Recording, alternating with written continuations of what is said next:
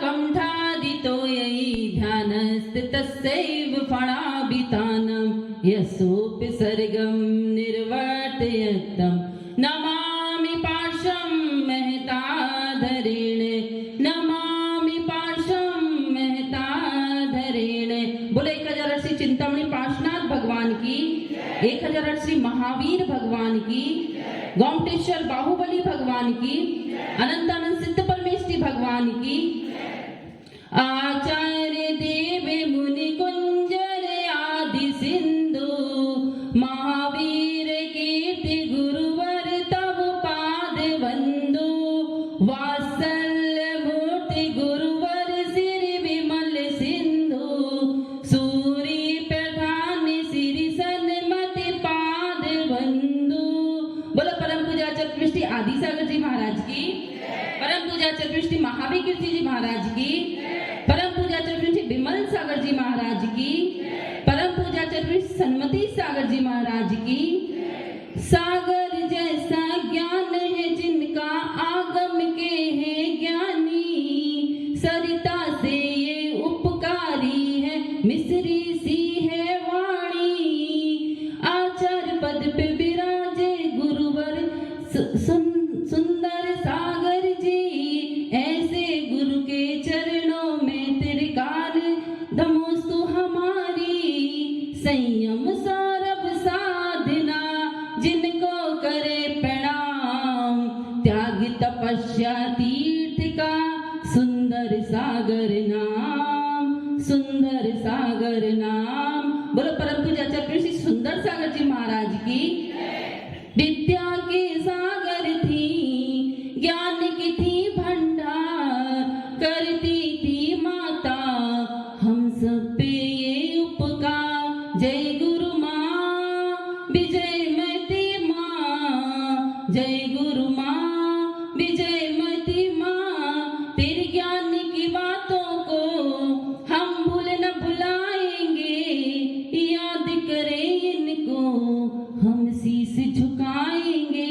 जय गुरु माँ विजयमती माँ, जय गुरु माँ विजयमती माँ। बोलो परम पूज्य प्रथम गणेश मत विजयमती माता जी की, जैन धर्म की। धर्म प्रेमी बंधु, इस जीव को कर्मोदय के अनुसार क्या प्राप्त होता है? सुख और दुख। जब असाता वेदनी कर्म का उदय आता है तो इस जीव को दुख मिलता है और जब साता वेदनी कर्म का उदय आता है तो जीव को सुख का अनुभव होता है। लेकिन जिसे हम सुख मानते हैं वह वास्तव में सुख नहीं है, सुखाभास है। जैसे हमें भूख लगी और हमने भोजन किया और भोजन करने से हमको आनंद लगा, सुख हुआ, पर ये क्या सुख है? क्या सुख तो वो है जिसके होने के बाद दुख आई ही नहीं। लेकिन जब हमारा पेट खाली हो जाता है तो हमें पुनः दुख का महसूस होने लगता है, दुख का अनुभव होने लगता है। जैसे हम टीवी में कोई सीरियल देख रहे हैं तो हमें बहुत अच्छा लग रहा है, बहुत अनुभव हो रहा है सुख का, है ना। लेकिन जब अगर वही चित्र बार बार सामने आए तो फिर वो अच्छा नहीं लगता, वह हमें दुख लगने लगता है। जैसे पेट भर गया और फिर कोई जबरदस्ती करे, कोई हमें बार बार वही भोजन कराए तो फिर हमें वह सुख नहीं लगेगा। ऐसे ही लेकिन आध्यात्मिक दृष्टि से तो सुख उसे कहा है जिसके आने पर कभी दुख आए नहीं। लेकिन व्यवहार दृष्टि से नीतिकारों ने 16 प्रकार के सुख कहे हैं। पहला कहा, पहला सुख निरोगी काया। हर प्राणी चाहता है कि हमारा शरीर सुखी रहे, हमें शरीर में कोई रोग शोक ना आए। लेकिन हमारे सुख मतलब हमारा शरीर निरोगी रहे इसके 2 कारण हैं, एक अंतरंग कारण, एक बाह्य कारण। अंतरंग कारण है हमारे शातावेदनी कर्म का उदय होना। शातावेदनी कर्म का उदय कैसे होगा?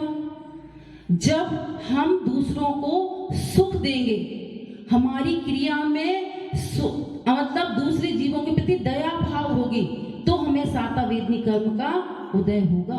और बाहरी कारण क्या है कि हमारा खान पीन शुद्ध होना चाहिए, हमारा व्यवस्थित होना चाहिए, लेकिन वो तो है ही नहीं। हमारा खान पीन तो निरंतर अशुद्ध होता जा रहा है। अभी शादियों का माहौल चल रहा है, रोज रिसेप्शन, नया नया खाने पीने के लिए आप लोग जा रहे हो। कभी विचार करो कि हम कैसा भोजन कर रहे हैं। वह जो शादी विवाह में जो भोजन बन रहा है, क्या वह शुद्ध है? अगर हम छने पानी का नियम लिए हुए हैं तो हम वो भोजन नहीं कर सकते। पहले के साधु आजीवन शूद्र जल त्यागियों से आहार लेते थे। शूद्र जल त्याग का मतलब क्या है कि बाजार में पानी पड़ी हुई वस्तुओं को नहीं ग्रहण करना। अगर ऐसे शूद्र जल त्यागी संग आपके सागवाड़ा में आ जाएं, तो मुश्किल से 2-4 लोग ही शुद्ध जल त्यागी मिलेंगे, बाकी कोई भी नहीं। तो अगर हम ये नियम देने लगे आचार्य कि छना पानी का ही वस्तुओं का प्रयोग करना है, तो आपका बाजार का पूरा खाना पीना छूट जाएगा, क्योंकि शादी विवाह में कोई छान के नहीं बनाता। अगर बनाते भी हैं तो आप जो खाना भोजन बनाते, अगर आप वो देख लो ना, तो आप भोजन कर नहीं सकते।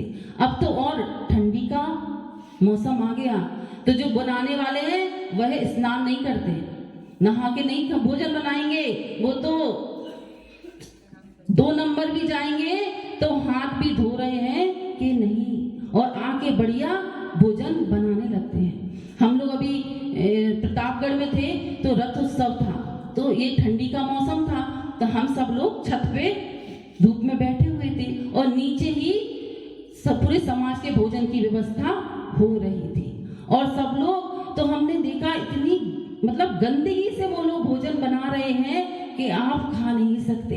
और बढ़िया, लेकिन आपको तो बढ़िया टेबल पे सजा सजाया भोजन आ जाता है, बढ़िया देखने में सुंदर लगता है, और आप उसको फटाफट ग्रहण करते हो।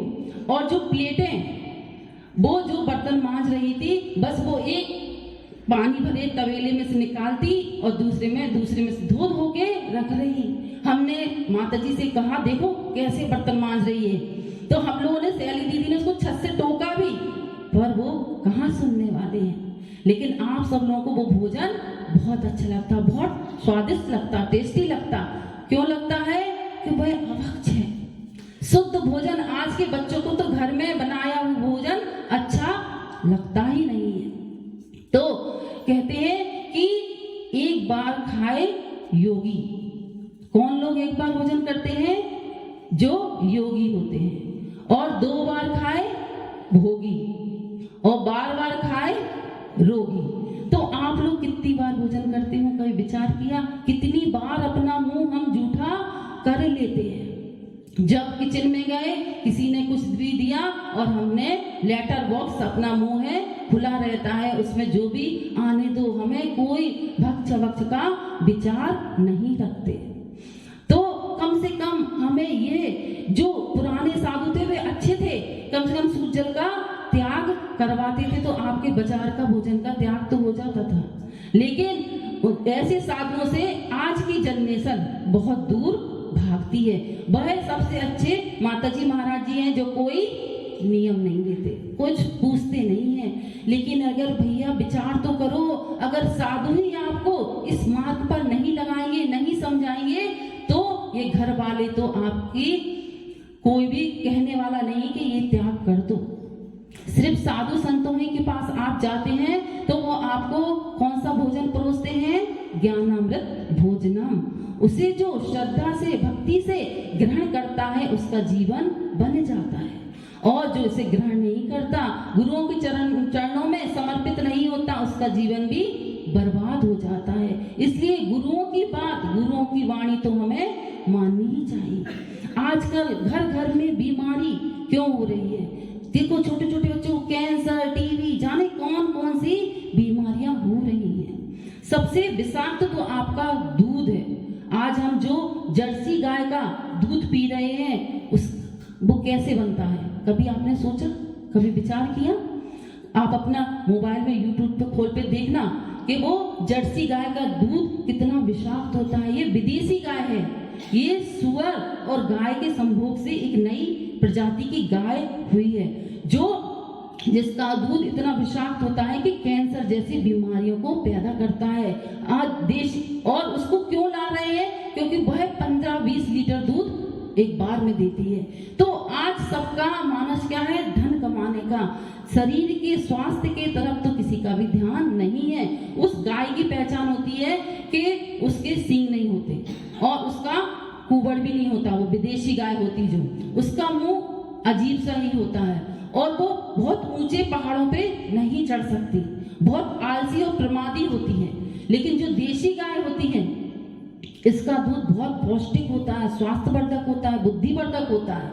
लेकिन आज हम उसका प्रयोग नहीं कर रहे तो वो ला भी नहीं रहा कोई। सब जहां पे देखो बस जर्सी गाय का दूध आपको मिलेगा, तो वो हमें बिल्कुल छूना ही नहीं, उसका तो हमें त्याग कर देना चाहिए अगर आप अपने को स्वस्थ रखना चाहते हो। क्योंकि इस शरीर के माध्यम से ही हम धर्म कर्म कर सकते हैं। यह शरीर एक सीढ़ी है, जैसे सीढ़ी से आप ऊपर भी चढ़ सकते हो और नीचे भी जा सकते हो। तो यह शरीर से हम धर्म कर्म भी कर सकते हैं, तो ऊपर स्वर्ग में मोक्ष में भी जा सकते हैं। और इस शरीर के माध्यम से हम कर्म करेंगे तो कहाँ चले जाएंगे?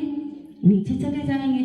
तो इस शरीर को हमें स्वस्थ रखना है, क्योंकि तो इसको हमें अपने खान पान को सुधार करना है। फिर दूसरा कहा है कि दूसरा सुख घर में हो माया। माया तो सबको चाहिए, दूसरा सुख है वो। अगर आपके पास 2 कौड़ी नहीं है तो आप 2 कौड़ी के। कहते हैं कि अगर श्रावक के पास 2 कौड़ी नहीं है तो वो श्रावक 2 कौड़ी का, और अगर जो साधु 2 कौड़ी रखता है तो वो साधु 2 कौड़ी का। ये कहा है। तो घर में हो माया। माया कैसे होगी? जब हमारे पल्ले में पुण्य होगा, जब हम दान पूजा करेंगे तो हमारे घर में माया होगी, और माया आपका दूसरा सुख है। तो जब हम उत्तम मध्यम जघन्य पात्र को दान देंगे, पूजा करेंगे, तो लक्ष्मी अपने आप आएगी। लेकिन क्योंकि लक्ष्मी पुण्य की चेली है, जहां पुण्य होगा लक्ष्मी अपने आप आएगी। तो उत्तम पात्र किसको कहा? उत्तम पात्र हुए मुनि महाराज, आचार्य महाराज, और मध्यम पात्र में आरिका, चुल्लक, चुल्लिका ये आए, और जघन्य पात्र में सम्यक दृष्टि जीव। इनको दान देने से हमारे घर में लक्ष्मी आती है। एक सेठ जी थे, वह बहुत सेठ तो सेठ ही होते हैं, पर वो बहुत कंजूस थे, कोई दान पुण्य नहीं करते थे। तो एक दिन उनके सपने में एक बहुत सुंदर स्त्री आई और वह कहने लगी कि मैं आज से 7वें दिन चली जाऊंगी। तो सेठ जी को बहुत चिंता हो गई, कौन स्त्री है ये, ऐसा क्यों बोल रही है? तो वह एक दिन बहुत दुखी होकर बैठे हुए थे। तो उनकी सिठानी ने और बहू ने दोनों ने कहा कि सेठ जी क्या बात है, आप इतने दुखी क्यों हो, क्या बात है? तो वो बोले, क्या मालूम, मेरे सपने में एक स्त्री आती है और वह कहती है मैं आज से 7वें दिन तुम्हारे घर से चली जाऊंगी। तो उसने कहा कि अगर अब आपके सपने में आए तो उससे पूछना कि वो कौन है। तो फिर सेठ जी के सपने में वो स्त्री आई, तो उसने कहा, सेठ जी ने पूछा कि आप कौन हो? तो उसने कहा मैं लक्ष्मी हूं और मैं आज से 7वें दिन तुम्हारे घर से चली जाऊंगी। तो फिर सेठ जी ने अपने स्वप्न का फल अपनी बहू को बताया। तो बहू तो धर्मात्मा थी, दान पुण्य करती थी, वह तुरंत समझ गई कि वो कौन थी। उसने कहा कि पिताजी आप ऐसा करो कि जितनी प्रॉपर्टी है, जितना धन पैसा है, वह सब मेरे नाम कर दो, सब तिजोरी की चाबी मुझे दे दो। तो सेठ जी बोले, अरे नहीं नहीं, मैं तुम्हें कैसे दे दूं? फिर सेठ जी ने सोचा, अरे चलो दे देता हूँ, बहू तो मेरे ही है, बुढ़ापे में भोजन तो मुझे यही कराएगी, सेवा तो मेरी यही करेगी कि नहीं करेगी, है ना? जो संस्कारित बहुएं होती हैं वो अपने माता पिता की सेवा बहुत अच्छे से करती हैं। तो उस सेठ जी ने सारा प्रॉपर्टी उस सेठ जी के नाम, अपनी बहू के नाम कर दी। फिर बहू ने क्या किया कि उस धन पैसे को दान पुण्य में लगा दिया, बहुत अच्छा मंदिर बनवा दिया।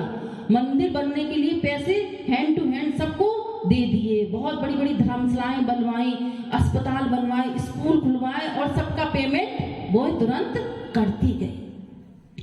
अब क्या हुआ, ऐसे 7 दिन निकल गए और सेठ जी के सपने में फिर वो स्त्री आई और वो कहने लगी अब मैं आपके घर से नहीं जाऊंगी। तो क्यों नहीं जाऊंगी? क्योंकि वह तो कौन थी? लक्ष्मी थी, और लक्ष्मी किसकी चेली होती है? पुण्य की चेली होती है। तो वो लक्ष्मी वापस सेठ जी के पास ही रह गई। तो कहने का मतलब यह है कि जब हम अपने धन पैसे का कहते कि अपनी कमाई का 10 तो हमें दान में लगाना ही चाहिए। अगर आप नहीं लगा रहे तो वो निर्माल खाने का दोष लगता है।